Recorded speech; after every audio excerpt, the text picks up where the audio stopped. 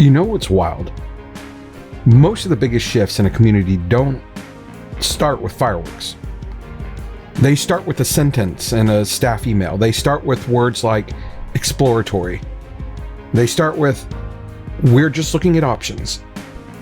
And this week, one of those options showed up in my backyard, in the Blue Valley district. The possibility of cutting fifth grade orchestra. It wasn't decided, it wasn't finalized, it wasn't even voted on, but the idea was floated and it hit the news. And when something like that gets floated, it tells you something. So today, we're not here to panic, we're here to think. And I had to sit here for a while and really think about this because this wasn't something I intended to do this morning.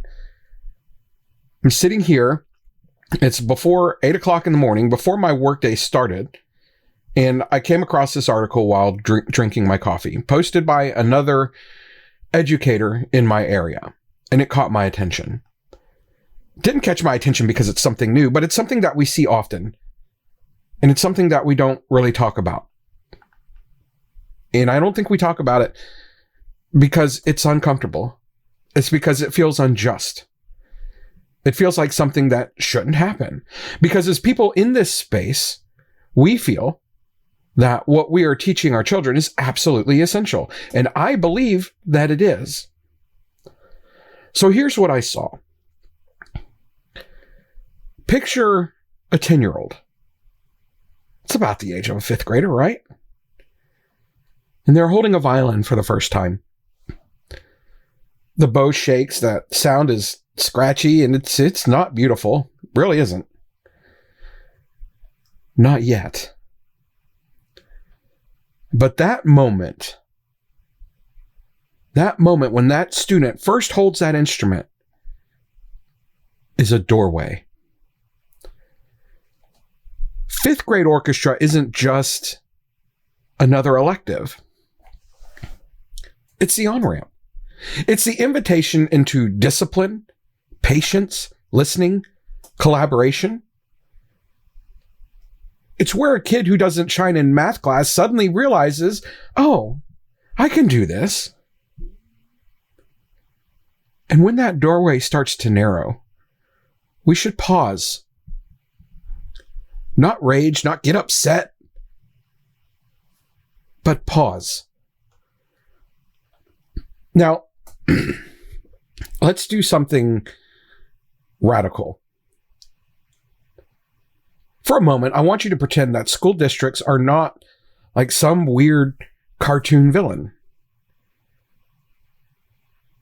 As much as we don't want to believe it, districts and district leaders don't wake up and think, hey, how do we destroy the arts today?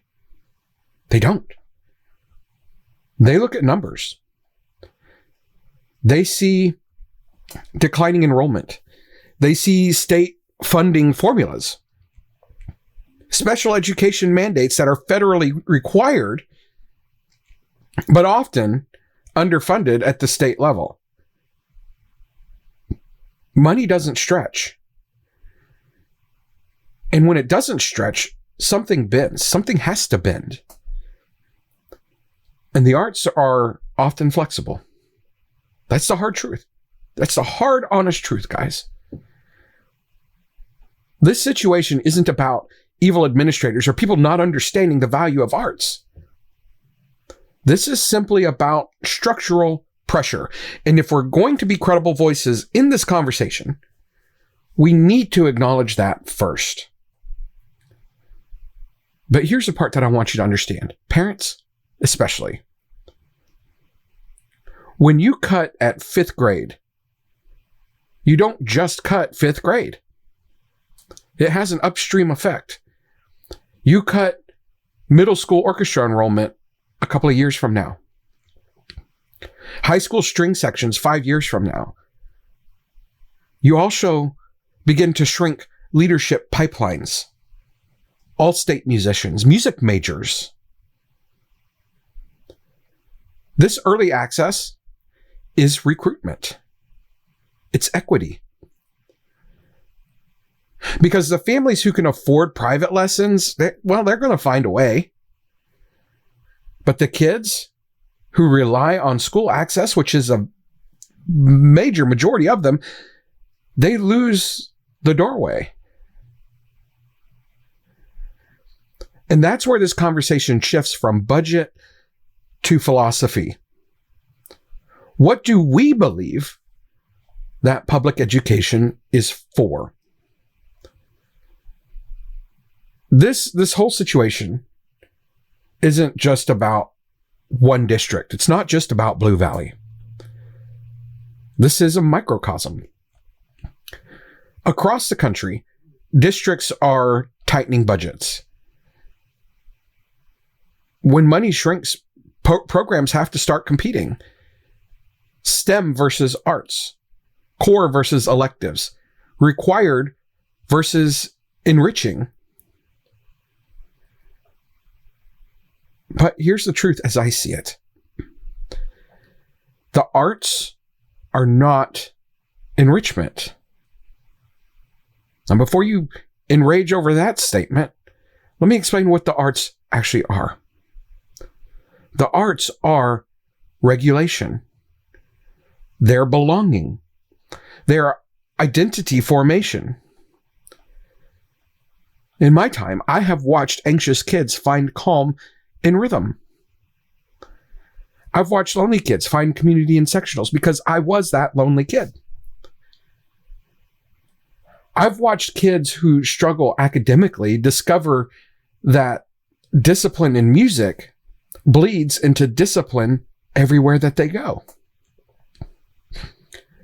And when we talk about cutting early arts exposure, we're talking about cutting one of the most stable on-ramps to self-regulation and community in a child's life.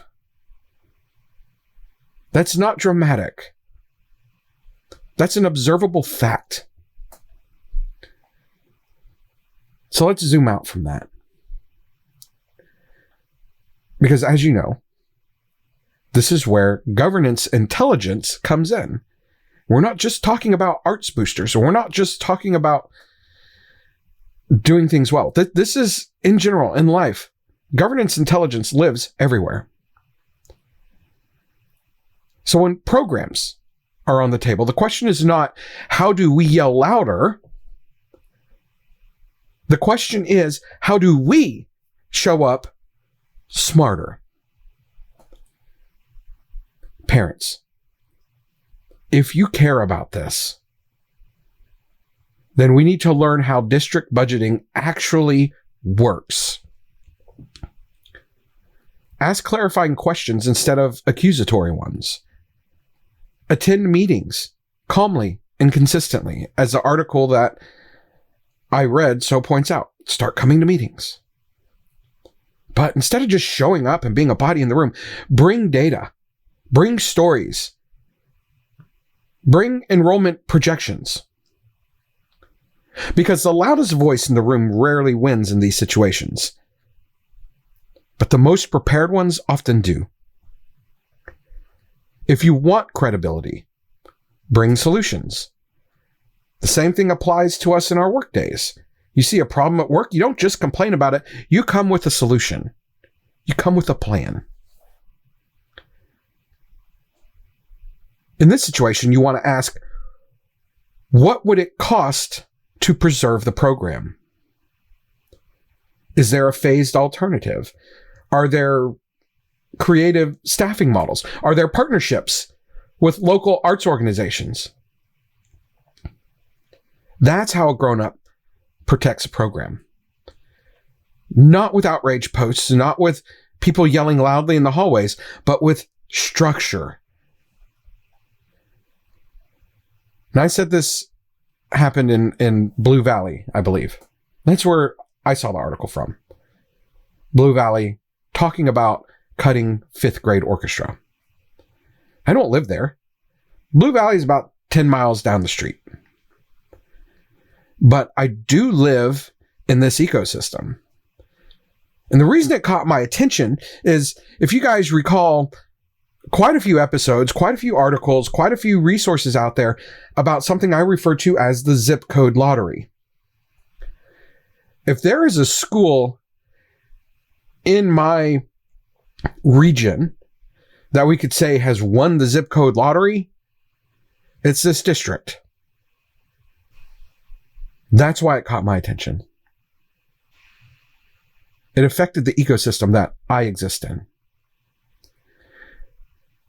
And I know what happens when early access narrows. Now look, when these types of things happen, programs don't collapse overnight. You're not going to wake up tomorrow and say, oh my gosh, our orchestra's gone. That's not how it works. But they do thin. And then they shrink. And then over time, they become less essential. And once something is labeled as non-essential, it becomes very, very hard to restore. This episode is not an attack, even though I label it as an emergency episode and kind of framed it in the hot take narrative.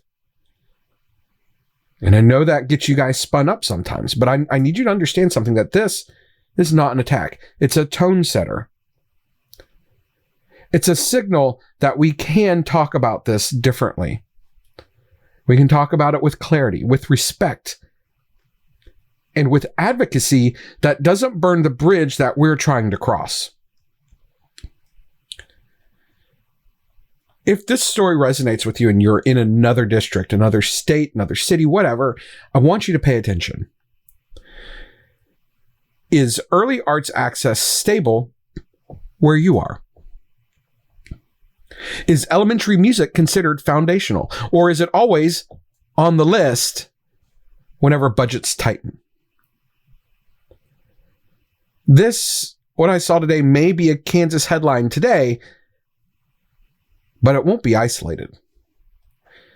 And I would love to bring national voices into this conversation.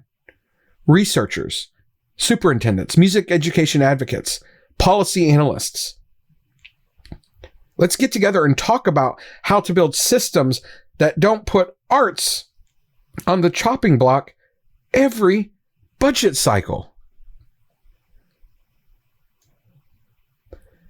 Here's the bottom line. When a fifth grader picks up a violin, they don't know they're participating in a budget conversation. They just know that they're trying something brave. And our job as adults is to build systems that protect brave things. Not because they're flashy. Not because they win test scores, but because they shape humans. They shape our society. And if you're listening to this and you're in the Blue Valley School District community, I want you to show up thoughtfully. And if you're elsewhere, learn from this moment. And if you care about the arts, start preparing before your district ever says the word exploratory. Because once the note is gone, it's a lot harder to bring it back. This has been Mike with Soundstage EDU, and I want to amplify this conversation. If this has affected you in any way, in your program, in your district, even in an adjacent district, maybe something from the past, let's talk about it. You can send me an email to soundstageedu@gmail.com. You can send me a text message to 913-353-6141. And we can start these conversations in a smart way, in a calm way, in a structured way. Let's raise the bar together, everybody. Let's not go out there with our capes on and try to be the hero and save the programs. But we can go out there and we can protect the programs for our kids, for our futures.